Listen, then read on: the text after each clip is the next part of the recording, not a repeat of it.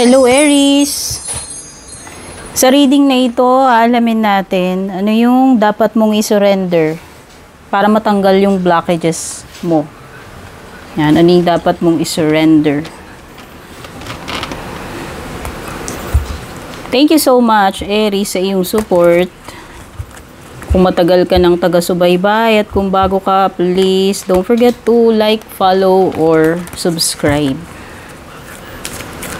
Shoutout sa ating mga YouTube channel members, pati na rin sa subscribers sa ating FB page. Kung gusto nyo mag-join, hanapin nyo yung join button or hanapin nyo yung link sa description regarding personal readings, the same. Kung balak nyo mag-book, mag-inquire ng aking reading services, pakibasa yung description, nandyan lahat ng details na kailangan ninyo. Okay. Ano yung unang dapat mong i-surrender? Sabi dito, surrender outdated beliefs about yourself, Aries. Sabi dito, let go of limiting ideas about yourself that originate from the past. Then you can own your power and soar in your life. Ano ba tong mga outdated beliefs na ite? Aries, yan. Yan yung dapat mong pakawalan.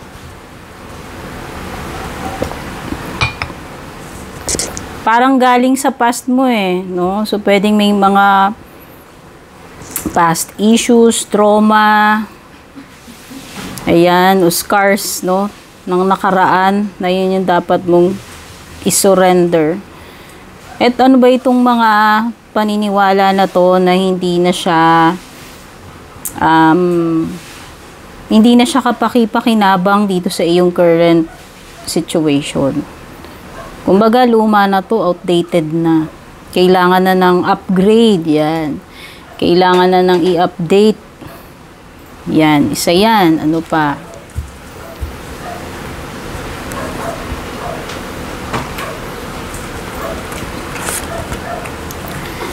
Surrender to divine timing. Sometimes, divine timing may differ from your ego's timing. O magkaibang bagay daw pala yun. Yung timing ng ating ego versus yung divine timing. If a goal isn't manifesting fast enough according to your ego, be patient and trust the universal flow. Kasi yun yung madalas yung impatient, yun yung ego natin. Madalas yung ma-pride, yung madaling masaktan, yun yung ego natin na nangingibabaw sa atin.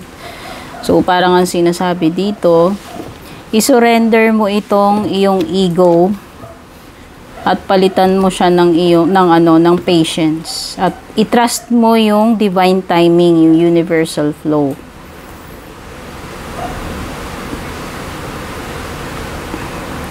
So madalas pag meron tayong gustong mangyari sa buhay natin na hindi natin nakukuha agad, tapos nagmamarakulyo, di ba? Nag-iinarte, nagmamaganda na, yun yung ego natin. Nagmamaktol na agad, porque hindi lang nakuha agad yung gustong mangyari. Yan, yan yun. So, isa yan sa dapat mo daw i-surrender according dito sa iyong cards.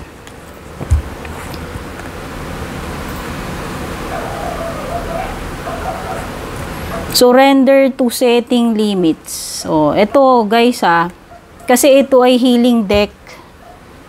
By the way, bagong deck ko to matagal na to ko nabili, pero hindi ko siya binubuksan. Actually, binili ko to para sa sarili ko. Kasi therapeutic siya. Kasi, wait lang. Doctor yung author neto. Doctor talaga siya, ayan. So, psychiatry siya Ayan So, naisip ko, magagamit ko rin naman sa mga readings ko to sa ibang tao. Kasi makakatulong talaga. Pero dapat, real talk to. Dapat hindi ka sensitive dito. Kasi, kung ano yung mga na-channel na energies nyo, pwedeng yun yung napipick up dito. So, ibig sabihin, this is a help deck, no? Parang, nakaka-heal kasi siya. So, ito yung itong reading na to, naisipan kong gawin. Kasi naisip ko makakatulong to pantanggal nung mga blockages sa buhay natin. No? So, yan, naisip ko. Nung in-unbox ko siya, sabi ko, uy, maganda to. Bigla ako na-inspire. Kaya ginawa ko na agad yung reading. Ayan. So, sana makatulong tong reading na to, no? Kasi ito yung mga bagay na pwedeng aware tayo na meron tayong mga ganito sa sarili natin, pero minsan in denial tayo or ayaw nating isurrender. Or pwedeng hindi ka aware. No? So, maganda yon kasi para sa akin, ma-uncover mo ano yung mga hidden sa sarili mo. So, parang shadow. No? Ma-uncover mo yung mga shadow side mo. Surrender to setting limits. It is healthy to set boundaries in relationships, practice expressing your needs, and remember that no is a complete sentence. Setting limits daw pagdating sa relationship, Aries. Learn to say no kapag kailangan. No, kasi ibang tao di pa ganun, di sila makatanggi. Ayun yun, ito yun, mag-set ka ng mga limits, ng healthy boundaries. No? Kumbaga, hindi kasalanan na mag-set ka ng mga healthy boundaries. Kaya, kapag kinakailangan mong tumanggi para sa sa ikabubuti mo, yun yung dapat mong gawin. Baka kasi baka may mga toxic relationships ikaw, no? Pwedeng sa family member, pwedeng sa jowa. Ayan. So, ito yun. Ano yan eh? Kumbaga,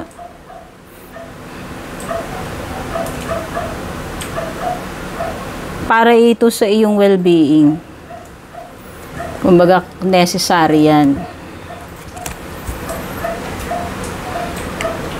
Ay! Wait lang. May nagko-concert na aso sa labas, guys. Hindi ko lang alam kung naririnig nyo.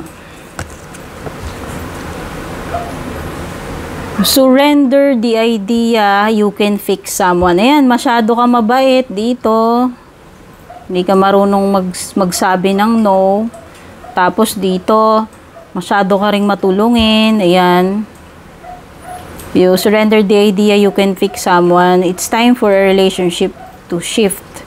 If it doesn't work, try to fix. Doesn't work.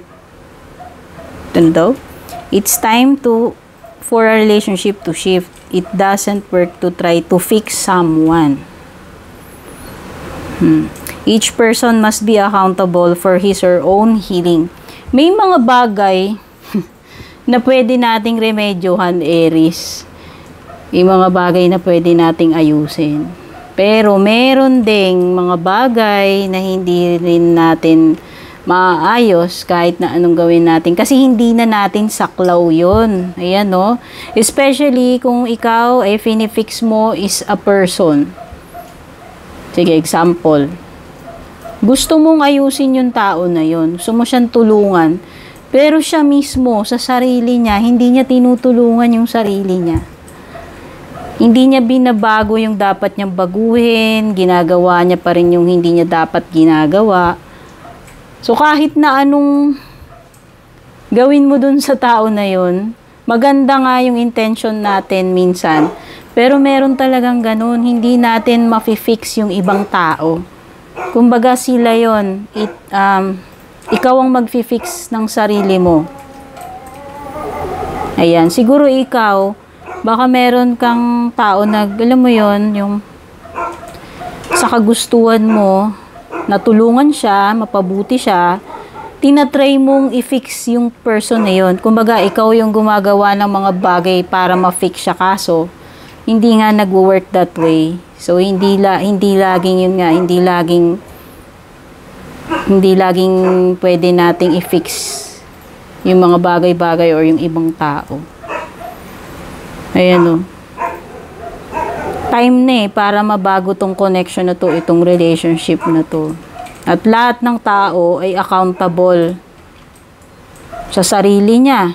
O, sa sarili niyang healing, sa pagbabago niya. Di ba ganun yun, kahit na anong push mo sa isang tao, pilitin mo, oy, magano ka naman, magganito ka. Masama sa kalusugan mo yan. Nagyuyosi pa rin, kumakain pa rin ng Kasi concerned ka doon sa tao eh. Mahal mo yung tao, gusto mo siyang tulungan, nangangamba ka para sa health niya. Kaso kung siya mismo, ayaw niya i-fix yung sarili niya or wala siyang ginagawa para i-fix yung sarili niya, di ba parang imposible. Tapos, parang ikaw yung, minsan tayo pa yung, parang nadidrain, di ba? So, yan, sabi dito, wala namang masama kung gusto mo makatulong sa intention mo. Kaya lang may mga bagay na hindi mo talaga ma-fix yung ibang tao. May times yun, may mga time or situation na ganun. Surrender to rest and sleep. Wala ka bang tulog-tulog lately? Naabuso mo ba yung katawan mo, Aries? Hindi ka ba makapagpahinga? Wala ka bang peace of mind? Marami ka bang iniisip? Kasi mukhang kailangan mong pahinga at tulog. Ayan, oh. Surrender to sleep, to rest and sleep. To prevent burnout, slow down. Honor your need for quiet time and peaceful sleep to rejuvenate your mind, body, and spirit. Need mong mag-recharge, magpahinga, Aries. Katawan, isip, no? Surrender to play, ayan. Mukha nga, baka workaholic ka pa. No, based dito sa iyong cards.